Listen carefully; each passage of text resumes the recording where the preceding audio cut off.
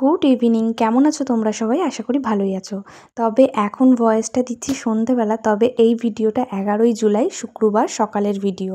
আমরা নৈহাটি গিয়েছিলাম বলেছিলাম, তো তার পরের দিন, পুজোর পরের দিন আমরা ট্রেনে উঠে পড়েছি সকালবেলা।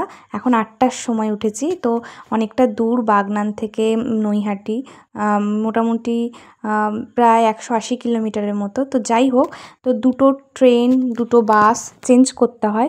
তো আমরা এখন শিয়ালদা যাচ্ছি নৈহাটি থেকে। তো এই কাকিমা আর আমি লেডিস কামরায় উঠেছি, আর আমার হাজব্যান্ড আর শ্বশুরমশাই অন্য কামরায় উঠেছে। তো প্রচণ্ড ভিড় ছিল, তবে আমি জানলার ধারে সিট পেয়েছি, আমি ভীষণ খুশি। তো আমি আর কাকিমা গল্প করতে করতে যাচ্ছি। তো শিয়ালদা থেকে পরে আবার বাসে করে হাওড়া স্টেশনে এসে ওখান থেকে আবার বাগনান লোকাল ধরেছি। তো এখানে একটু পেয়ারা কিনে নিচ্ছি, আর আমার বর আর আমি যাচ্ছিলাম।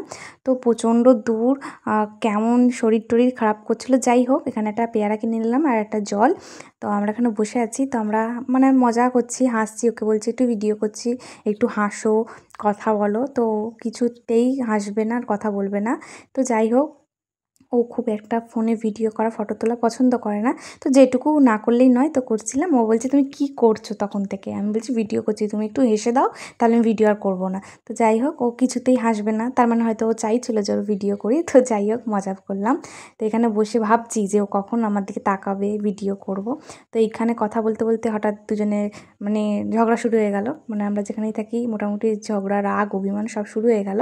তো ঝগড়া বলবো না, এমনি ইয়ার্কি করছিল, আর আমি খুব রেগে রেগে যাচ্ছিলাম। তো আমার মুখ দেখেই বোঝা যাচ্ছে। তো ও ইয়ার্কি করছে, আর ও ইচ্ছে করেই রাগাচ্ছে যাতে আমি রেগে যাই। আর আমি ট্রেনে বসলে মানে যা খাবার আসছে তাই কিনছি, এইটা আঙুল দেখাচ্ছে, ওইটা আঙুল দেখাচ্ছে, এইটা কিনে দাও, ওইটা কিনে দাও। তো কত কিছু কেনা হয়ে গেছে। তো যাই হোক, এখানে বসে বসে একটুখানি ভিডিও করে নিলাম। তো ট্রেন এখনও ছাড়েনি, মানে হাওড়া স্টেশন থেকে টিকিয়াপাড়া আসতে অনেকক্ষণ লাগিয়েছে, প্রায় 1.5 ঘন্টা, কেন জানি না। তো ওখানে বসে আছি, বসে বসে গল্প করছি দুজন মিলে। আর বাগনান আসতে আসতে মানে সকাল 8টায় বেরিয়েছি, আমাদের বাড়ি পৌঁছতে পৌঁছতে প্রায় 3টে বেজে গেছিলো। ট্রেনের লেট হয়েছিল প্রচুর। তারপরে আমরা বাসে আবার যাব, মানে আরও 14 কিলোমিটার যেতে হবে বাগনান থেকে আরও ভেতরে। তো একটুখানি জল, তারপর কিছু খাবারও খেয়ে নিয়েছি।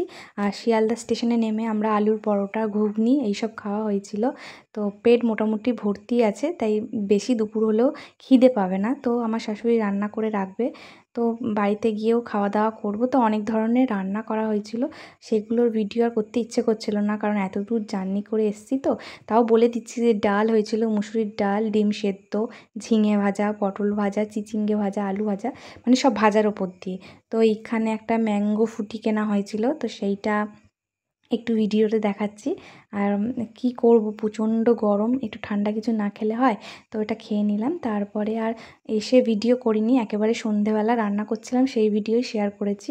তো সেই দিনও মানে রাতের বেলায় মানে ডিমের ঝোল করা হয়েছিল আর আলু ভাজা।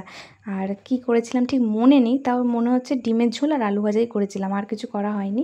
তো এখানে রান্না করা হচ্ছে, তো করে নিই। তারপর এসে মাঝে মধ্যে বসছিলাম, তো আমি আর অপূর্ব গল্প করছিলাম। তো আজকের ভিডিওটা কেমন লাগলো জানিও, আশা করি ভালোই লাগবে। তো ভালো লাগলে লাইক, কমেন্ট আর একটা শেয়ার করে দিও। তো চলো, টাটা, গুড নাইট।